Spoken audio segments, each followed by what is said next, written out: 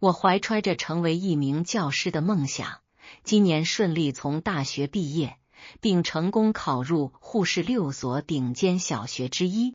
正当我沉浸在喜悦中时，远在大洋彼岸出差的母亲特意打来电话祝贺：“女儿，你真是太棒了！爸爸妈妈永远支持你的每一个决定。既然工作已经确定，那就考虑买房吧，毕竟安居才能乐业嘛。”听到这话，我激动得差点落泪。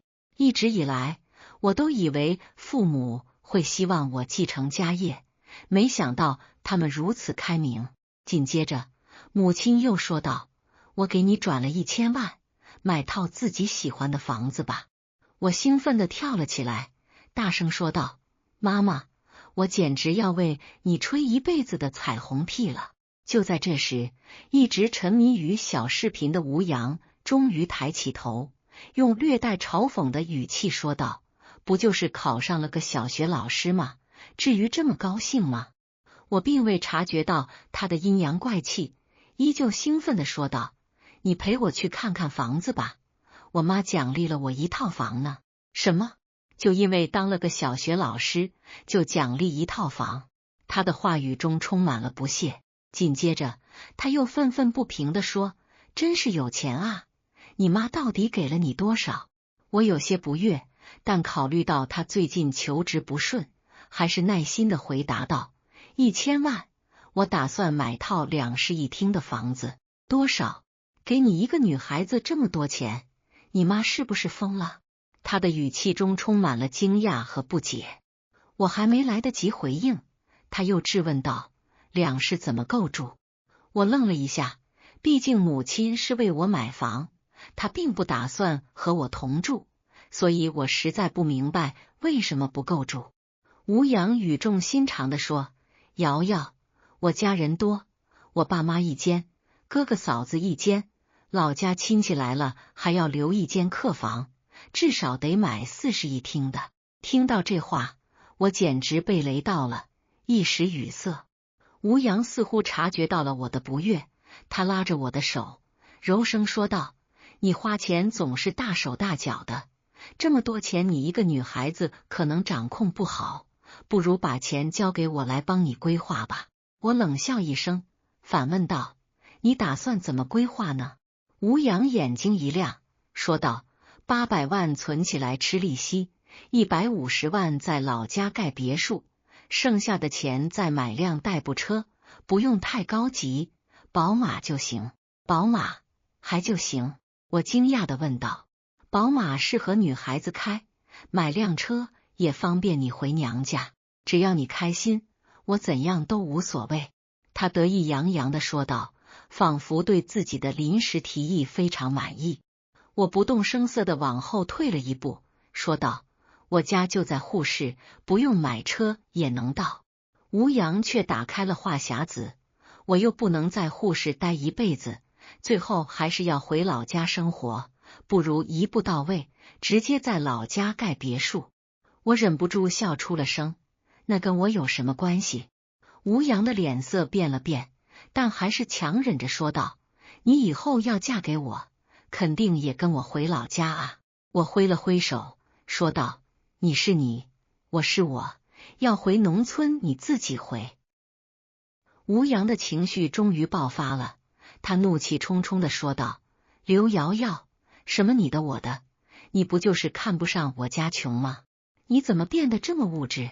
我对你太失望了。”看着他这副吃人不吐骨头的嘴脸，我连架都懒得吵，转身就走。吴阳却在我身后骂骂咧咧：“你当初说要和我同甘共苦，合着全是放屁呗！早知道这样，我才不在你身上浪费4年青春。”我顿了顿脚，转身看着他：“你刚得的帮扶金可以给我吗？”吴阳警惕地问道：“凭什么？那是我的钱。”“那我的钱凭什么给你？你的青春是青春，我的就活该喂狗。”我反问道。在售楼处喝着咖啡，我心情渐渐平复下来。当初选择吴阳，就是看中了他那股不服输的劲。可最近因为我拒绝让爸爸给他找工作打招呼，他好像变了个人，整天怨天尤人。尤其是今天，他这么露骨的算计，让我恶心的像吃了苍蝇。此时，吴阳的电话追了过来。你在哪？他问道。我赌着气脱口而出：新世纪售楼处。那边仿佛深呼吸了一口，半晌才开口：瑶瑶，新世纪装修太豪华了，我们这个阶层住在里面会不自在。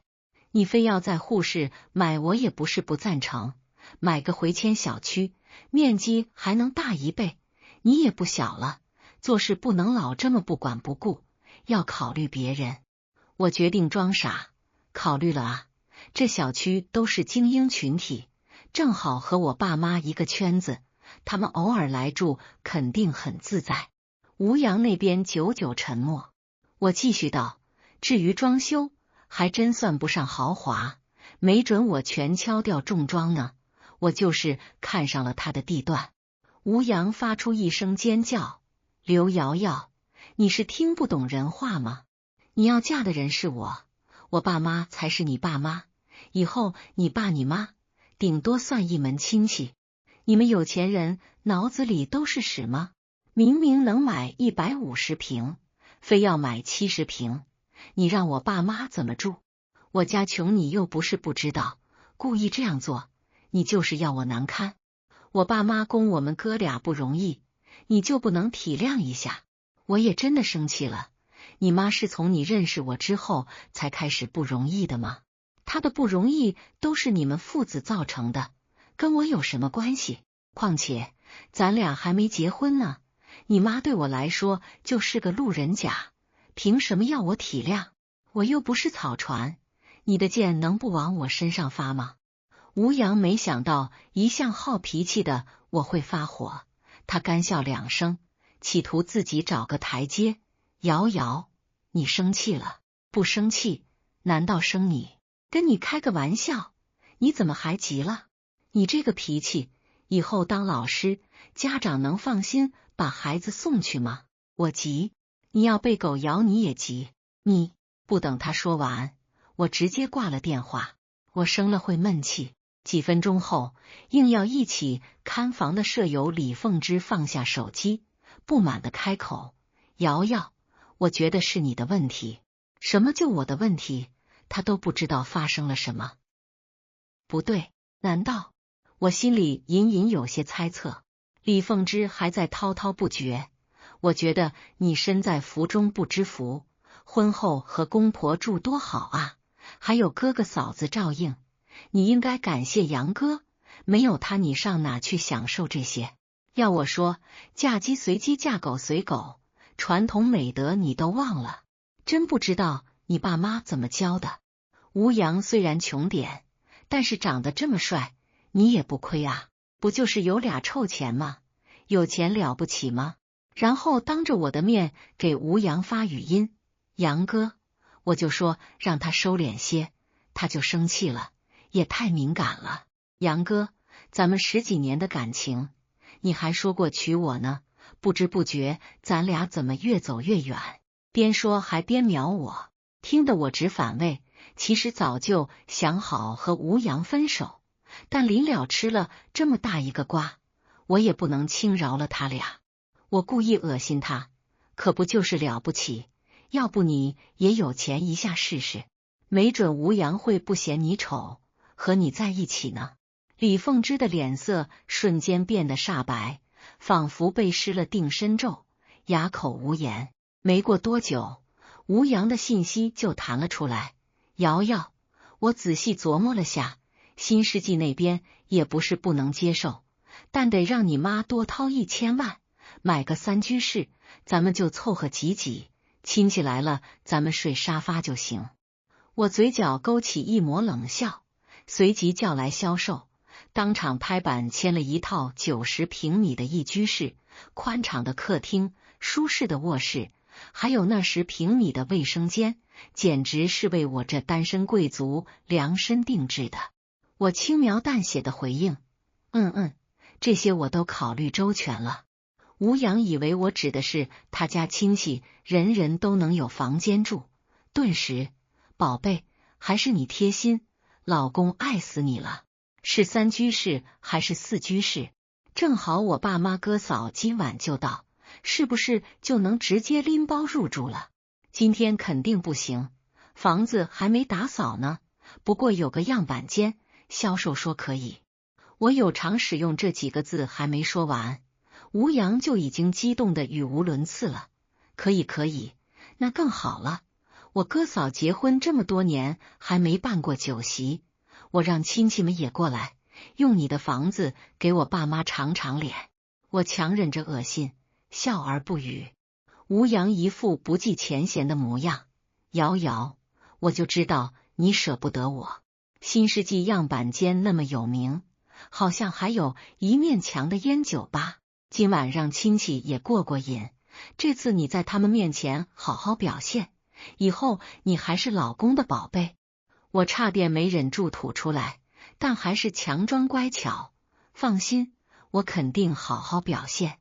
我顺手把销售的联系方式推给他，我一会要去学校开会，你和销售联系具体事宜吧。吴阳爽快地答应了。一直偷听的李凤芝趁我收拾东西的间隙，悄悄溜进了样板间。我心里暗自冷笑，这下有好戏看了。紧接着，吴阳把我拽进了他们地道吴村人的家族群。刚进群，我就分享了买房的消息，消息如潮水般涌来。最活跃的当属吴阳他妈家和万事兴。家和万事兴，在家的都来啊！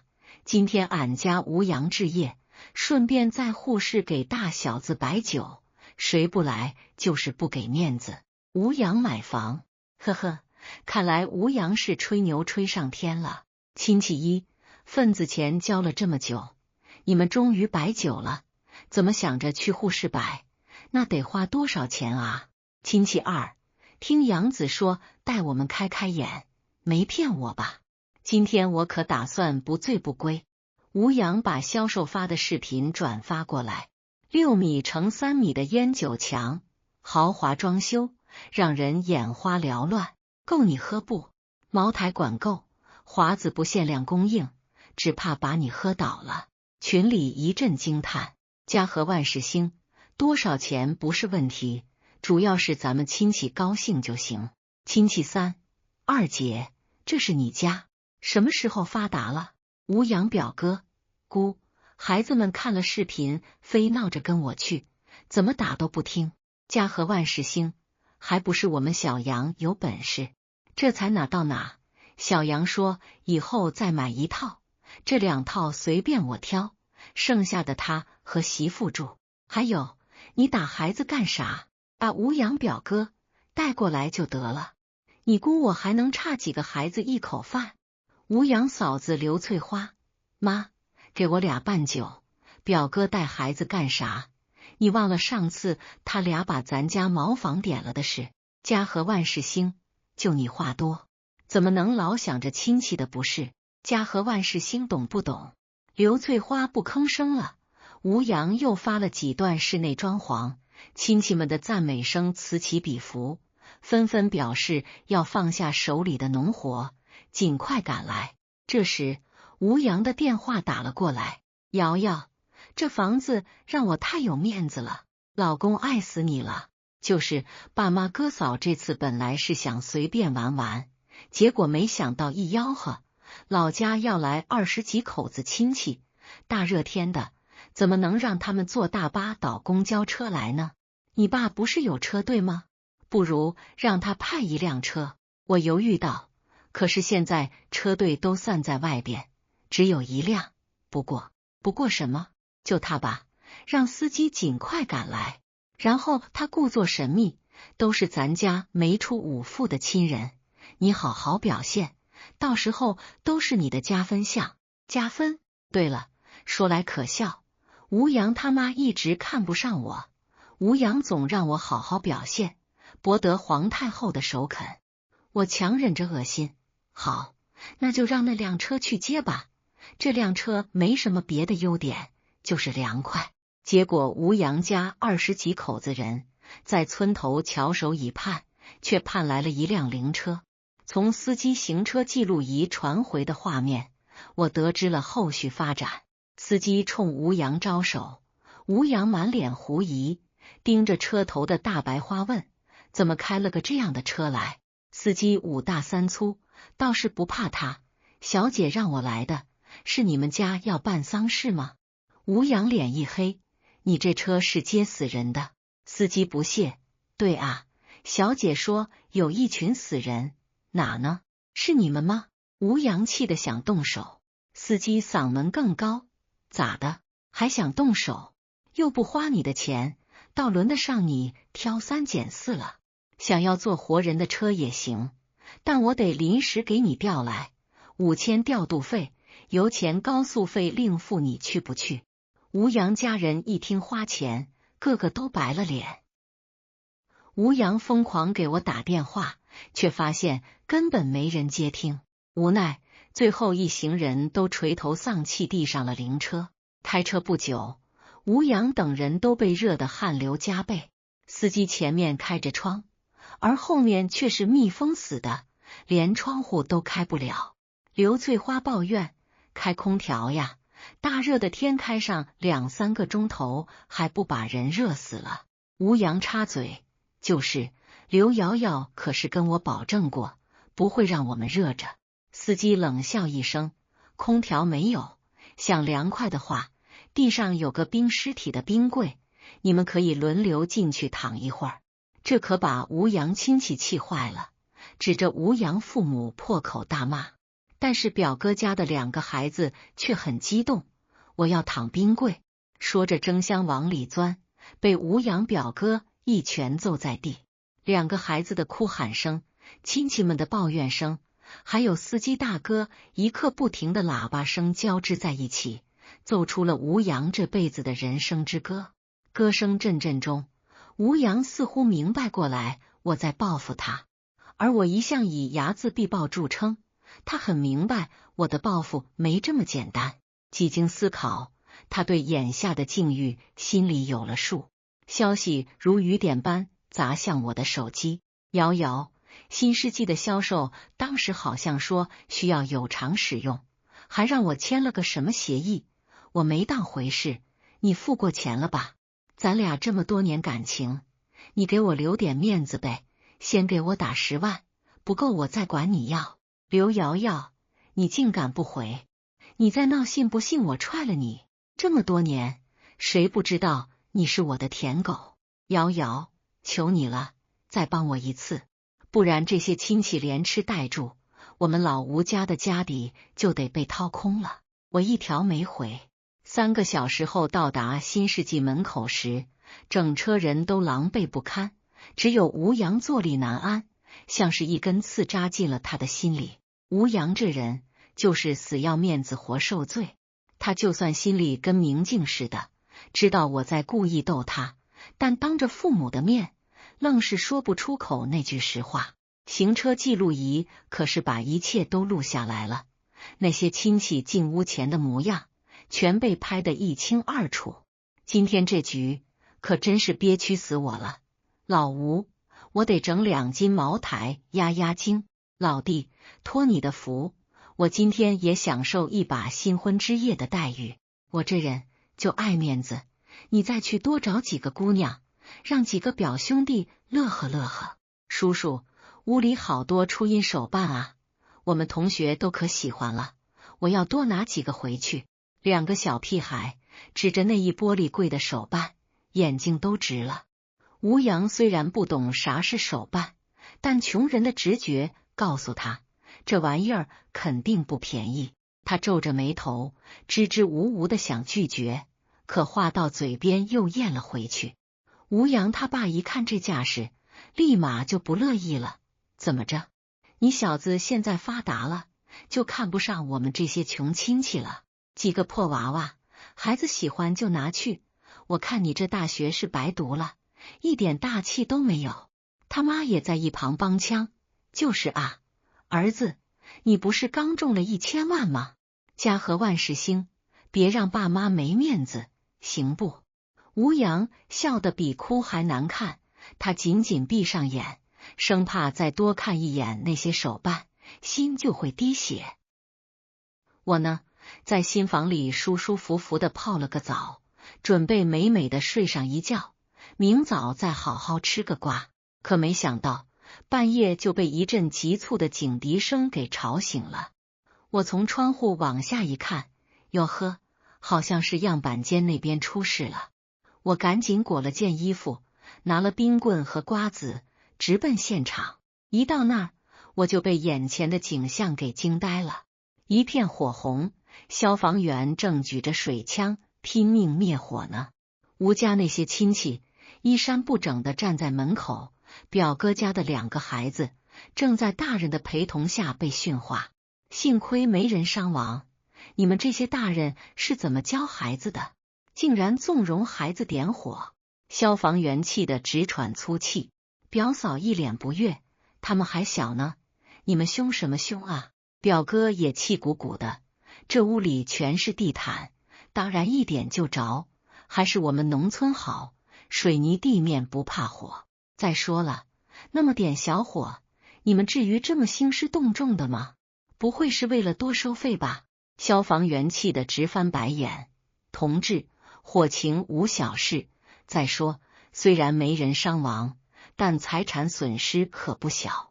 销售也赶来了，他接过话茬，现在地产公司正在清算损失，你们得照价赔偿。表哥一听这话，立马就傻眼了。他拽过吴阳，阳啊，这都是因为你哥办喜酒闹出来的事，应该你们家承担。几个鞋都没顾得上穿的大妈亲戚也附和，就是啊，这都是什么事啊？先是坐灵车参加喜宴，再是半夜被大水浇醒。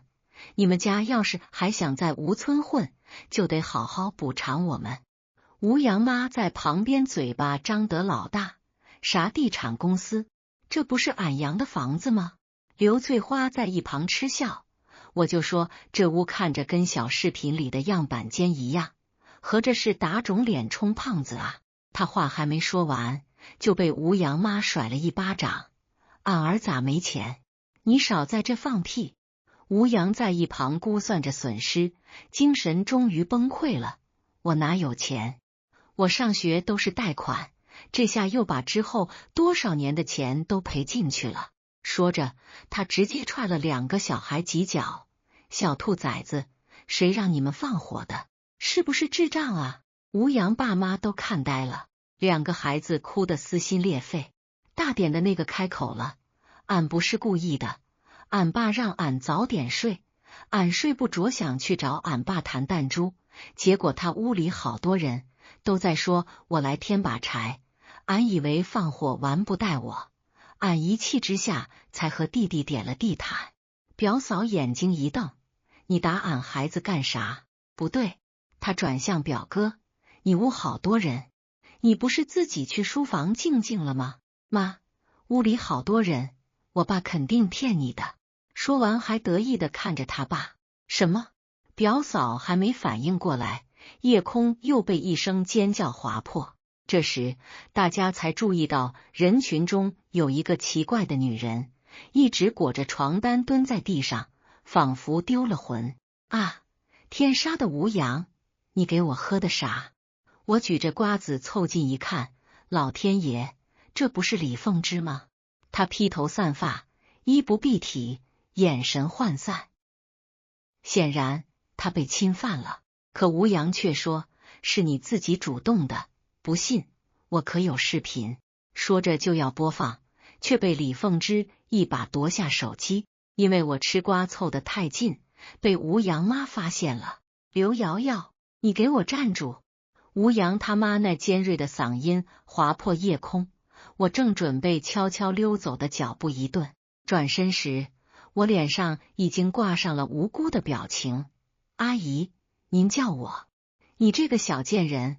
吴阳他妈3步并作2步冲到我面前，肥厚的手掌高高扬起，都是你害的，我儿子好好的前程全让你毁了。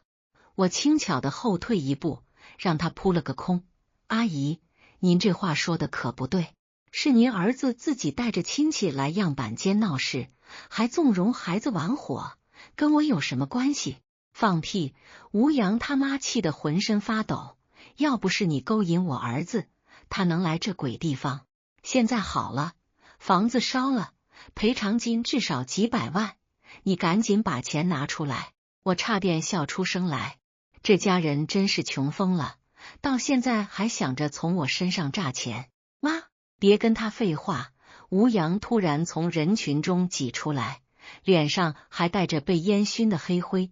刘瑶瑶，你故意设局害我是不是？我慢条斯理的嗑着瓜子。吴阳，话可不能乱说，是你自己非要带着亲戚来看房，也是你签的样板间使用协议。哦，对了，我故意拖长声调，销售应该告诉过你，损坏物品要照价赔偿吧？吴阳脸色瞬间煞白，他当然记得销售说过的话，只是当时被虚荣心冲昏了头脑，根本没当回事。你骗人！吴阳结结巴巴地说，那销售明明说这是你的房子。我拿出手机，点开录音。吴先生，样板间使用费每小时5000元，损坏物品按原价3倍赔偿，您确认吗？这是销售的原话。后面你还说没问题，我女朋友有的是钱，需要我继续播放吗？围观的消防员和物业人员都露出了鄙夷的神色。吴阳的脸一阵红一阵白，活像调色盘。刘瑶瑶，他突然暴怒，你他妈算计我！算计？我冷笑，是谁算计谁啊？让我把1000万交给你规划，800万存起来吃利息，150万在老家盖别墅，再买辆宝马代步。吴阳，你脸皮是城墙做的吗？这番话一出，周围顿时响起一片嘘声，连吴阳家的亲戚都开始用异样的眼光看他。我那是为你好。吴阳强词夺理，你一个女孩子懂什么理财？为我好？我简直要被他的无耻逗笑了。那你现在是不是该为你的亲戚们好，赶紧把赔偿金付了？初步估算，那套样板间的装修加上收藏品，大概500-600万吧。500-600万！吴阳他妈发出一声尖叫，差点晕过去。就在这时，一直裹着床单的李凤芝突然冲了过来。刘瑶瑶，你这个恶毒的女人，都是你害的！她披头散发，脸上还带着可疑的红晕，床单下隐约可见青紫的痕迹。我挑了挑眉，我怎么害你了？难道是我逼你和吴阳上床的？你……李凤芝气得浑身发抖，你明知道那酒有问题，我无辜的摊手。什么酒？我连你们的面都没见着，倒是你，我故意上下打量他，作为我的好闺蜜，半夜出现在我男朋友订的样板间里，还这副模样，是不是该给我个解释？周围顿时响起一片哗然，吴阳家的亲戚们窃窃私语，看向李凤芝的眼神充满鄙夷。李凤芝语塞，突然转向吴阳。吴阳，你说句话啊，不是你让我来的吗？你说要给我一个惊喜。吴阳脸色大变，你胡说什么？我什么时候？够了！吴阳他妈突然暴喝一声，你们2个不要脸的贱货！他指着李凤芝，你勾引我儿子，又指向我，你设计陷害我们全家，我要去学校告你，让你当不成老师。我慢悠悠地掏出手机，阿姨，您尽管去，不过去之前，要不要先听听这段录音？我按下播放键，手机里立刻传出吴阳和李凤芝的声音。杨哥，我就说让他收敛些，他就生气了，也太敏感了。杨哥，咱们10几年的感情，你还说过娶我呢，不知不觉咱俩怎么越走越远。录音清晰地记录了李凤芝如何在我面前挑拨离间，又如何背地里勾搭吴阳。最精彩的是后面吴阳的回应，宝贝，等我从刘瑶瑶那搞到钱，立刻甩了他娶你。他家那么有钱，不敲一笔太可惜了。录音播完，现场一片死寂。李凤芝面如死灰，吴阳则像被雷劈了一样呆立原地。这是假的！吴阳终于回过神来，歇斯底里的大叫：“你伪造录音！”我怜悯的看着他，需要我找专业机构鉴定吗？或者我转向刚刚赶到的警察同志，警察叔叔，有人涉嫌诈骗和性侵，需要报案。我没有。吴阳和李凤芝同时尖叫。警察严肃地走过来，几位，请配合调查。刚才我们接到报警，这里有人涉嫌聚众淫乱和纵火。吴阳家的亲戚一听聚众淫乱，立刻炸开了锅。几个大妈指着吴阳破口大骂：“好你个吴阳，请我们来参加喜宴，结果是你搞破鞋，就是还连累我们家孩子，这赔偿金我们可不出1分钱。”场面一度十分混乱。趁此机会，我悄悄退到人群外围，给销售使了个眼色。他心领神会，立刻带着保安围住了吴阳一家。吴先生，销售彬彬有礼地说，根据协议，您需要赔偿样板间全部损失，共计588万元。这是明细清单，请您过目。吴阳接过清单，只看了一眼，就两眼一翻，直接晕了过去。他爸妈抢过清单，顿时哭天抢地，天杀的，这什么手办要80万，地毯要50万，你们抢钱啊！销售微笑，所有物品都有购买发票和鉴定证书。如果吴先生无力支付，我们将依法提起诉讼。我满意的看着这场闹剧，正准备功成身退，突然被人拉住了衣角，回头一看，是李凤芝。她此刻已经没了先前的嚣张，满脸泪痕。瑶瑶，我错了，是吴阳勾引我的，你原谅我好不好？我们可是4年室友啊！我轻轻扶开她的手。李凤芝，你知道吗？最让我恶心的不是你们算计我的钱，而是你们把我当傻子。我凑近他耳边，压低声音，其实我早就知道你们有一腿。从大2开始，每次我回家，你们就在我床上乱搞，对吧？李凤芝瞪大眼睛，脸色刷得变白。你以为我不知道？我装的摄像头拍得一清二楚。我微笑着拿出手机，给他看了一段视频，要我发到同学群里吗？李凤芝腿一软，直接跪在了地上。瑶瑶，求求你，晚了。我收起手机，从你帮吴阳算计我的那一刻起，我们就不是朋友了。对了，我故作惊讶，你是不是还不知道？吴阳老家有个未婚妻，收了10万彩礼的那种。你说，要是他知道你在护士勾引他男人……李凤芝彻底崩溃了，瘫坐在地上嚎啕大哭。我没再理会他，转身走向我的新车，一辆鲜红色的保时捷911，今天刚提的。坐进驾驶座，我长舒一口气，终于摆脱了这对狗男女。正要发动车子，手机突然响了，是妈妈发来的消息：宝贝，玩得开心吗？需要妈妈再帮你教训他们吗？我笑着回复：不用了妈妈，我已经处理好了。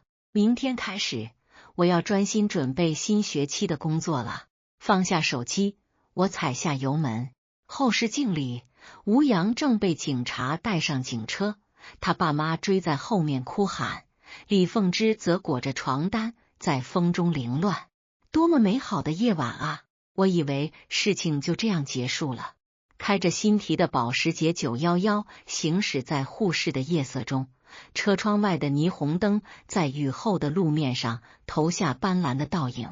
手机不断震动，但我没有去看，无非是吴阳和李凤芝的求饶信息，或是他们家人的威胁。叮，又是一条消息提示音。我瞥了一眼，是妈妈。宝贝，吴家不会善罢甘休，我已经派人盯着他们了。我轻笑一声，回复道：妈，他们能翻出什么浪来？588万的赔偿金够他们喝一壶了。妈妈很快回复：别小看穷疯的人。对了，你王叔说吴阳父亲刚才打了几个电话回老家，好像在联系人。第二天一早，我是被电话吵醒的。刘老师，您最好尽快来学校一趟。电话那头是教务处李主任，声音严肃。有位自称您未来婆婆的女士在学校闹事，说您勾引她儿子，又始乱终弃。我瞬间清醒，差点把手机摔了。什么？吴阳他妈去我学校了？是的，他正在校门口拉横幅，还向家长散发传单。校长很生气，要求您立即处理。我看了一眼时钟，早上7点20，距离第一节课还有1个多小时。我深吸一口气，李主任，我半小时内到，请告诉校长，这件事我会处理好，不会影响学校声誉。挂断电话，我立刻拨通了妈妈的号码。电话只响了一声就被接起，我正想打给你。吴阳他妈6点就到你们学校门口了，还带了几个农村妇女一起闹，需要我派人处理吗？不用，妈，我一边快速穿衣一边说，我自己解决。不过能借我2个保镖吗？我怕他们动手。已经在你们学校附近待命了，穿黑西装的那2个就是，需要的话，他们随时可以出现。20分钟后，我的保时捷停在了学校侧门，远远的我就看到校门口围了一群人。吴阳他妈那尖锐的嗓音隔老远就能听见，大家评评理啊！这个刘瑶瑶勾引我儿子4年，骗了他的感情，现在要当老师了就想甩了他，这种道德败坏的人怎么能教孩子？我整理了一下衣领，昂首走了过去。阿姨，您这是干什么？我声音不大，但足够让周围人都听见。吴阳他妈一看到我，立刻像斗鸡一样竖起全身的毛。好你个小贱人，终于敢露面了！大家看看，这就是你们未来的老师，嫌贫爱富，水性杨花。我注意到他身边站着3个农村打扮的中年妇女，每人手里都拿着一叠传单，上面印着我的照片和一些不堪入目的文字。已经有几个送孩子的家长接了传单，正用异样的眼光看着我。阿姨，我平静地说，您儿子涉嫌诈骗和纵火，现在应该还在派出所。您在这里诽谤我，是嫌他罪名不够多吗？放屁！吴阳他妈跳起来，我儿子清清白白，是你设计陷害他，大家别信他的，他家有钱有势，警察都买通了。围观的人群开始窃窃私语，我看到几个家长已经拿出手机在录像，心里一沉，这事要是传到网上，不管真相如何，对我的职业声誉都是打击。正当我思考对策时，一个熟悉的声音从人群后方传来，让一让，让一让。李凤芝挤了进来，手里举着一个平板电脑，大家看，我有证据证明刘瑶瑶是什么样的人。我的心猛地一沉，李凤芝什么时候和吴阳他妈联手了？李凤芝得意地瞥了我一眼，然后打开平板上的视频，这是刘瑶瑶在大学时的样子，经常夜不归宿，和不同男人。李凤芝，我厉声打断他，你伪造视频污蔑我。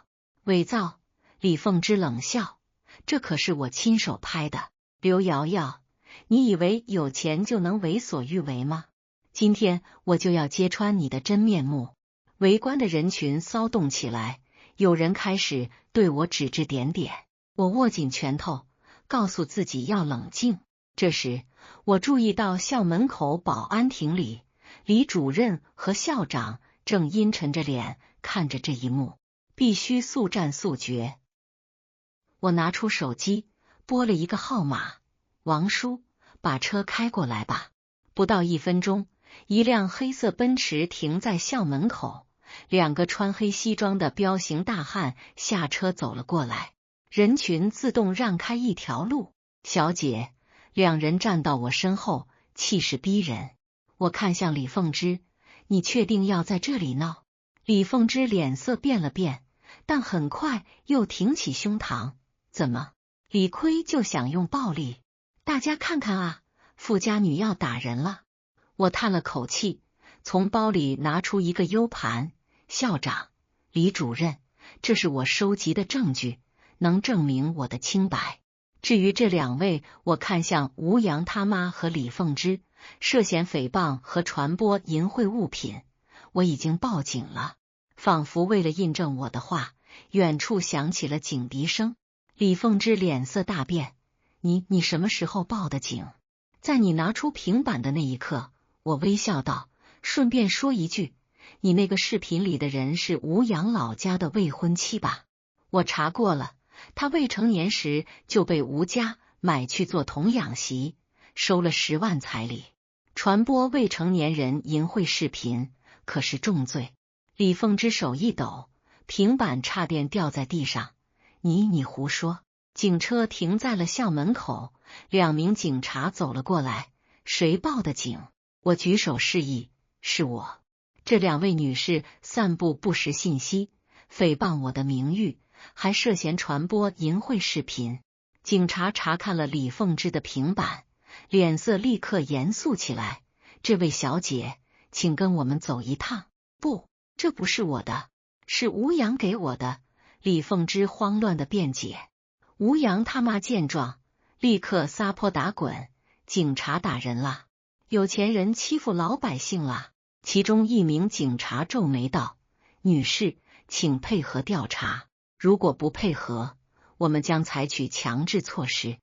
我适时的补充，警官，这位女士的儿子吴阳昨晚因涉嫌诈骗和纵火被拘留，您可以查一下。